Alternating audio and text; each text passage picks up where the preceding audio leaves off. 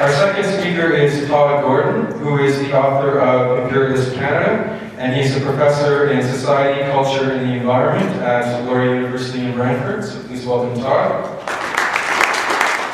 So first, thanks to the organizers of the Canadian Peace Alliance's convention for giving us an opportunity to speak and talk about the new book, which I think is a very useful book, taking up an issue that doesn't get nearly enough attention.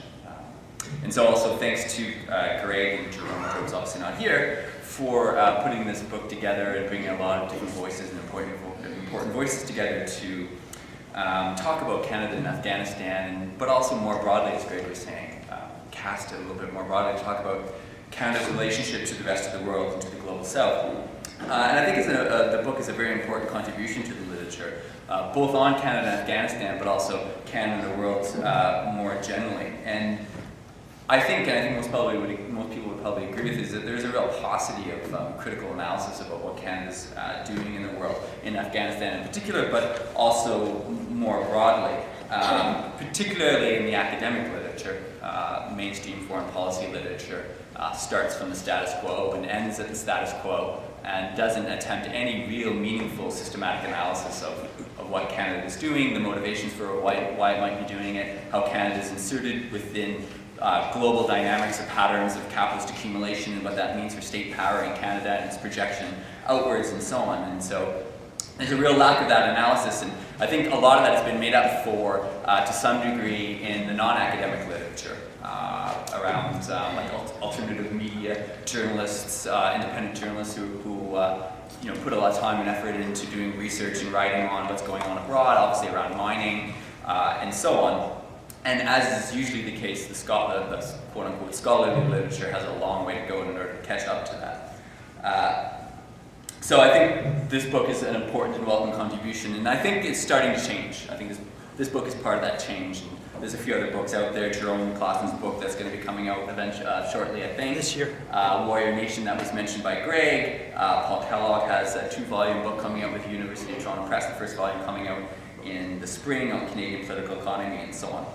So my chapter, the goal of it really is just to understand Canada's intervention in Afghanistan, to place it in a larger context.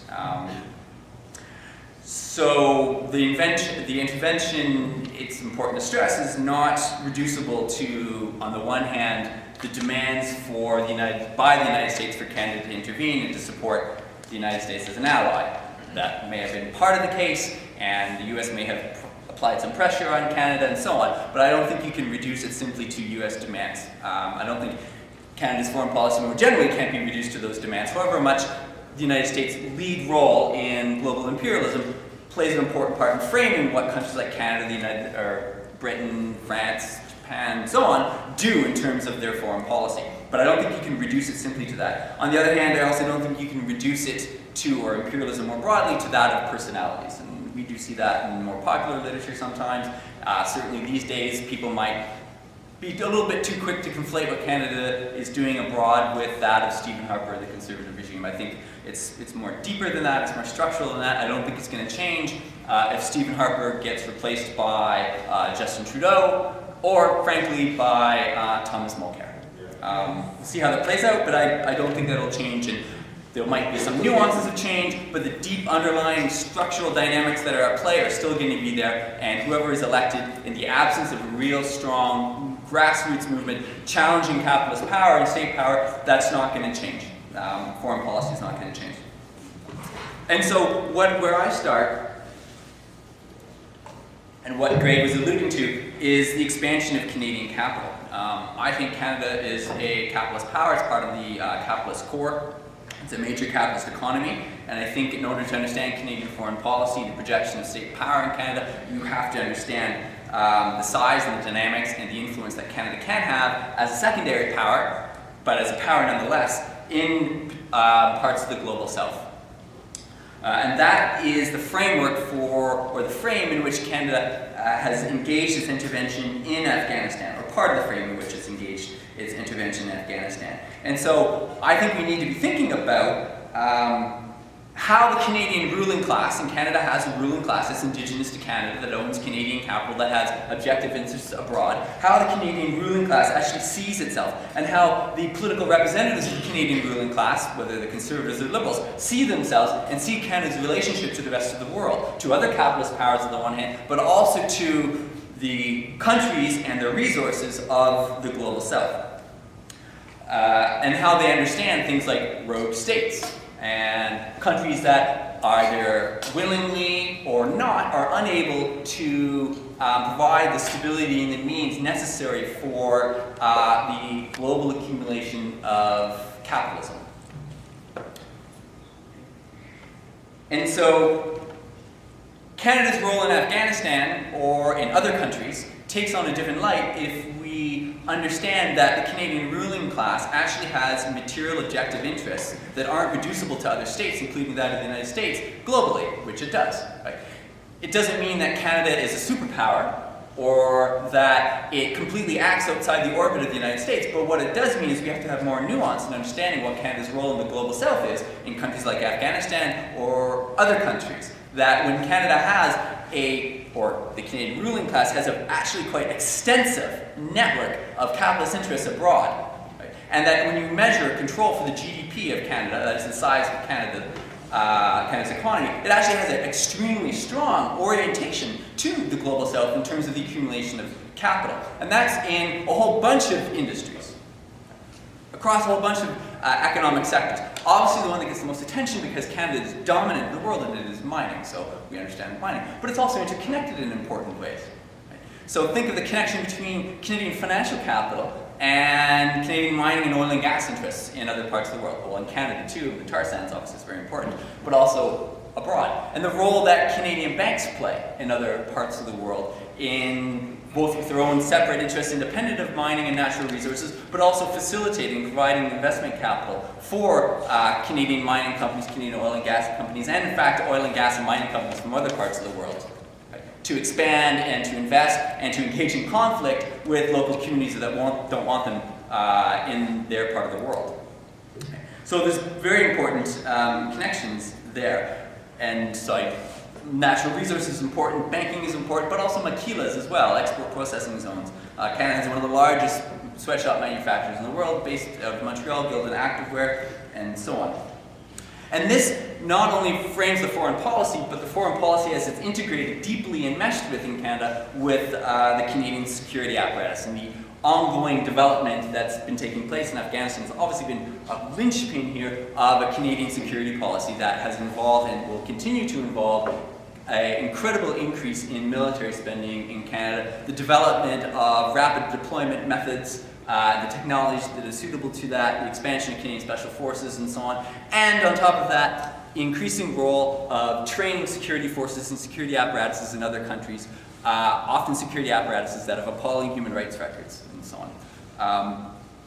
And as well, we're seeing increasingly, well, it's not necessarily a new thing, but the selling of Canadian military weaponry abroad, and now the inclusion of countries that had been previously excluded under some modest prohibitions under Canadian law, the inclusion of these countries for Canada to sell weapons to, Colombia being the most prominent one I can think of in the last 6 months or so, along with, I believe, Peru. And so Afghanistan, in some important ways, was a good training ground, testing ground for a lot of the important developments that we've been seeing over the last generation or so, and which we're going to see continue over the next little while in terms of Canadian foreign policy. In terms of the developing counterinsurgency strategy, you see the writing of the counterinsurgency doctrine, which also includes a lot of information on Haiti, interestingly, that Canadian strategists used about the Canadian experience after the coup in Haiti. Democracy promotion initiatives, which are actually well covered in the chapter by John Elmer and Anthony Fenton, which I would encourage people to look at, among other things. And also just the integration of different aspects or apparatuses of Canadian foreign policy, from aid to the foreign affairs, to the military and so on, how they've been integrated on the ground in Afghanistan in very important ways. And you're seeing that reproduced in other parts of the world. Part of the world that I'm most familiar with in terms of Canada's relationship in Latin America and Central America in particular. And so I think you see some very important developments in Afghanistan that should give us pause, but also we should be thinking about, okay, well, what does this mean for what Canada's going to do in other parts of the world? Because Canada winds down its mission, and it's obviously, the mission's not over in Afghanistan. Right? It hasn't played itself out yet.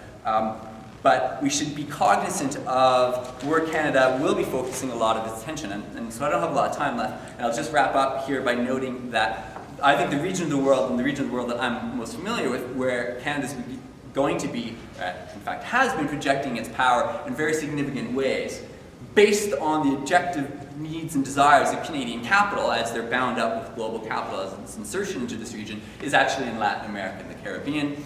And one of those areas where it's been most successful recently, I would argue, apart from Haiti, is Central America in terms of both foreign policy, aid policy, but also in terms of security. So I mentioned the training of security apparatus in other parts of the world. Well, you're seeing an extension of that in Honduras, post-coup Honduras, with a human rights or a security apparatus that is profoundly implicated in extremely extensive and disturbing human rights abuses, 200 people possibly, assassinated post-2009 coup, not including campesinos in the northern part of the country, ongoing rights violations against anti-mining activists and so on. Canada is working with Colombia to train, under the guise of quote-unquote reform, security apparatus in Honduras. It's also working in Guatemala, where it has a terrible human rights record as well. A lot of people who were part of the dirty wars in the 80s are still involved in the security apparatus and the government in Guatemala,